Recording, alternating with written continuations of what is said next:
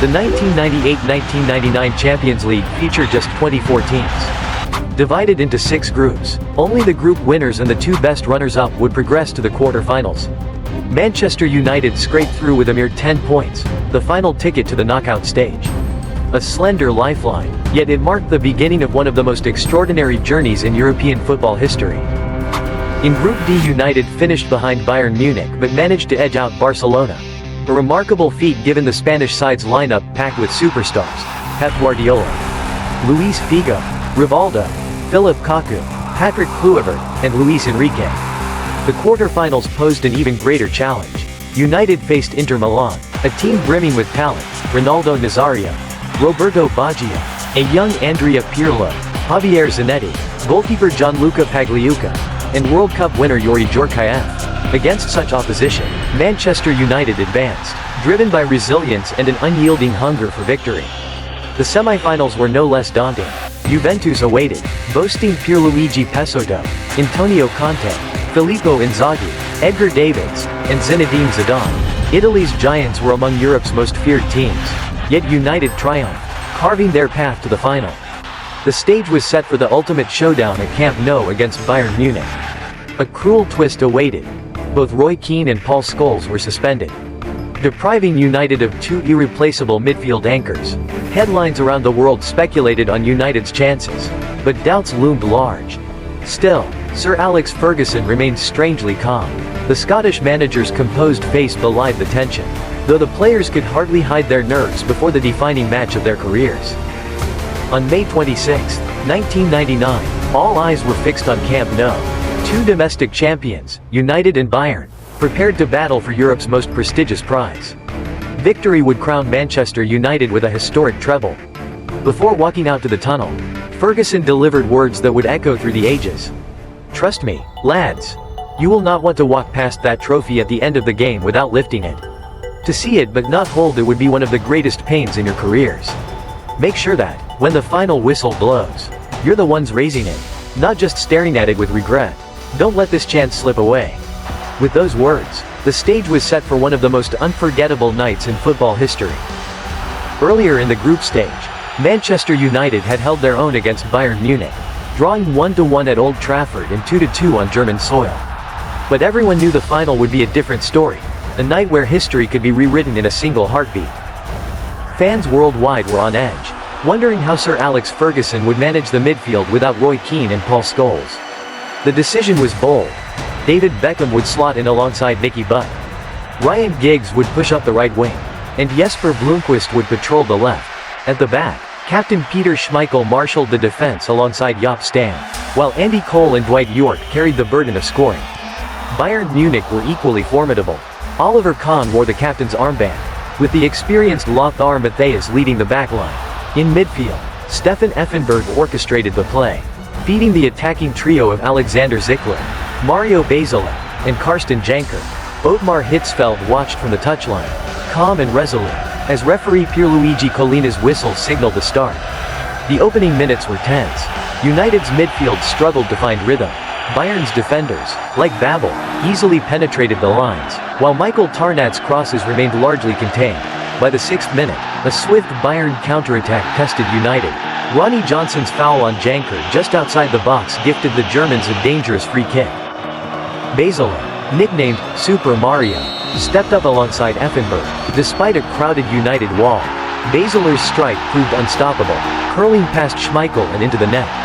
"I had players standing inside United's wall when I took the free kick. Peter Schmeichel couldn't see clearly and guessed the wrong way. Instead of shooting right, I went left, and by the time Peter spotted the ball, it was too late." Trailing so early, United faced mounting pressure. The defense appeared unsettled. Johnson and Schmeichel struggled to coordinate, sending waves of anxiety through the fans. 8 minutes after conceding, United finally threatened, but Bayern's defenders were alert, clearing the danger. United relied on set pieces, with Beckham delivering his trademark pinpoint crosses into the box. Corners and free kicks tested Bayern's discipline. Aerially strong defense, but nothing broke through. Near the end of the first half, Beckham unleashed a powerful strike from over 30 meters, but it flew just wide. Every second of the first half carried weight. The tension was palpable. Yet, as the whistle blew for halftime, Manchester United knew their chance to rewrite history was far from gone. By the 43rd minute, Manchester United earned another corner, but Oliver Kahn collected it with ease. Despite United holding 57% possession and crafting more chances, the first half ended with Bayern Munich leading 1-0. During halftime, Ferguson spoke briefly with me. I thought I might be coming on, but I wasn't. As the second half began, I started warming up, waiting for Ferguson's call. I wondered, why isn't he sending me in yet? Eventually, it happened. I remember Ferguson coming over at halftime and saying, "You won't come on just yet, but stay ready. If things stay the same for the next 10 to 15 minutes, you'll be on." At that moment, I just hoped the score stayed 1-0 so Bayern would continue playing cautiously, giving me a chance to step onto the field. Meanwhile, Bayern's coach Ottmar Hitzfeld barely spoke during the break. His players knew they had performed well. Mario Basler later recalled, "If we kept playing like that, Bayern would have surely won." The second half opened with Bayern pressing for a second goal. Karsten Janker made a few blistering runs into United's penalty area, but the angles were too tight, and Schmeichel held firm. By the 55th minute, wing crosses continued to flood the box. Brombeek had the best chance of the game so far, yet all he managed was applause from the crowd. Marcus Pabel was substituted for failing to deliver, and at the 60th minute, Ryan Giggs launched a swift counterattack, only for Effenberg to intercept. Here Luigi Collina reached into his pocket, issuing the only yellow card of the match. On the sidelines, Alex Ferguson was quietly calculating. By the 67th minute, he decided to strengthen the attack. Brombeek made way for Teddy Sheringham, the first substitution of the game. Sheringham took up the left flank but often drifted inside behind the striking duo of York and Cole. One forward replacing a midfielder, a risky move, but one steeped in tactical intent. Just 4 minutes later, Ottmar Hitzfeld made another adjustment. A forward was withdrawn, making way for midfielder Mehmet Scholl in place of Zickler, leading by a single goal. Bayern focused on solidifying their defense, yet their counterattacks became lethal.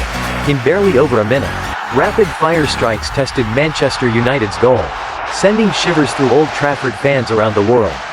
On the sidelines, Ferguson chewed gum with a tense gaze, tracking every move. In the 79th minute, Mario Basler surged forward like a whirlwind, unsettling United's backline. Mehmet Scholl, newly introduced, delicately touched the ball over Schmeichel, only for it to cannon off the post. The Red Devils supporters held their breath. Had that ball gone in, the game might have been all but over. At the 80th minute, Bayern made another substitution to maintain stamina. The 38-year-old Lothar Matthäus gave way to Tottenham, his earlier performance already earning admiration. Immediately after, young striker Ole Gunnar Solskjaer replaced Andy Cole, and United's hope remained alive. Within moments of entering, Solskjaer had a dangerous header, but Oliver Kahn made a spectacular save. On the opposite end, Schmeichel also proved his instincts, blocking a long-range shot from Scholl. The match intensified, each side trading attacks, every second charged with suspense. By the 84th minute, Basler delivered a precise cross. 2 successive headers connected the ball to Janker, but his decisive flick skimmed over the crossbar. Luck seemed to favor Manchester United once more. At the 86th minute, Sheringham and Solskjaer combined to create another chance, yet Kahn remained unbeatable. Fans' hearts pounded as York crossed. Giggs linked play, and Solskjaer leapt to head the ball, but Kahn denied him yet again. In the 88th minute, Bayern made their final substitution. Salahamidzic replaced Basler. Victory for the Germans seemed within grasp. Only minutes away, United supporters gripped their seats, many fearing the end of the Champions League dream. As the 90th minute approached, the referee added 3 minutes of stoppage time. A cross from the wing saw Edwin Beck attempt a shot that went out for a goal kick. In the 91st minute, Beckham stepped up for a corner. Wayne York received the ball and laid it off to Ryan Giggs.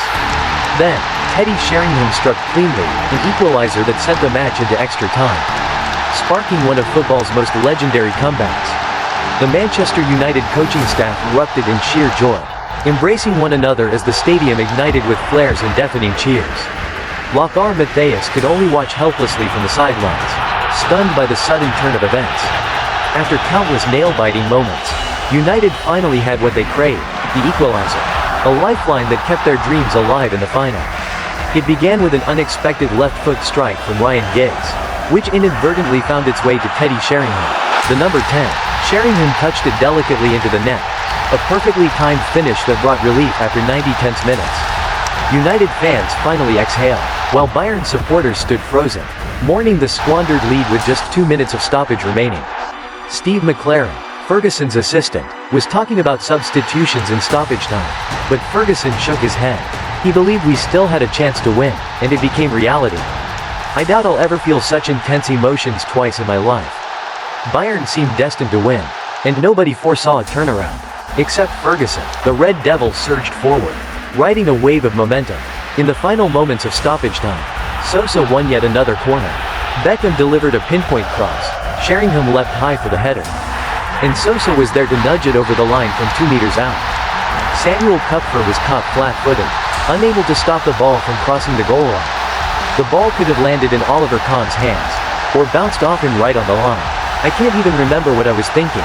I just swung at it and celebrated like mad. Kupfer stood frozen, tears streaming down his face, as emotions that had built up over the entire match finally exploded. 3 historic minutes of stoppage time had transformed the game. Manchester United, once trailing, had snatched victory from the jaws of defeat, while Bayern, who had celebrated nearly the entire match, were left shattered in disbelief. Those 3 minutes were probably the most dramatic of my career. Even now, I occasionally watch that game. The atmosphere was electric. First, the sheer joy of United fans after the second goal. Then the collapse of Bayern players. Pure joy and pain, side by side. I'll never forget the stunned look in Lothar Matthäus' eyes as he watched his teammates. Manchester United had achieved the impossible. In a matter of minutes, they had rewritten football history, cementing a comeback that would be remembered forever. Manchester United basked in the glow of an almost unimaginable victory. Meanwhile, Bayern's players were shattered, many collapsing to the pitch in tears, like children overwhelmed by loss. Even the club's most passionate supporters couldn't hold back their emotions. They stood in disbelief, trying to comprehend what had just happened. In each gaze, astonishment eclipsed regret. This match was incredible, and we had our chances to win, but football can be cruel. I don't want to dwell on it too much, because it still carries a sense of sorrow.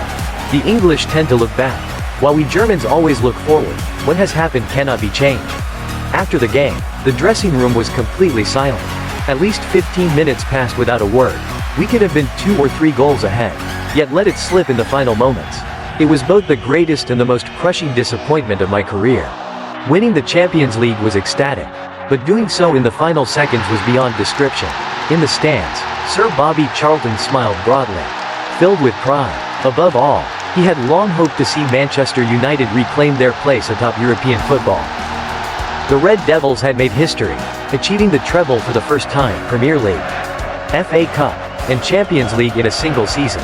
Sir Alex Ferguson's joy was unmistakable, while Ottmar Hitzfeld maintained his usual calm demeanor. He later reflected extensively on the experience with the media. Despite the painful defeat, I never blamed the players. The next day, I told them that Manchester United had taught us a valuable lesson: never give up and always believe in victory.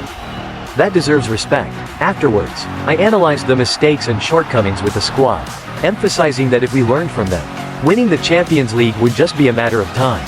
2 years later, that lesson came to fruition. And indeed, 2 years later, Bayern Munich, led by Hitzfeld, lifted the Champions League trophy in the 2000-2001 season after defeating Valencia in a penalty shootout. The lesson in perseverance and never giving up left an indelible mark on Bayern's players.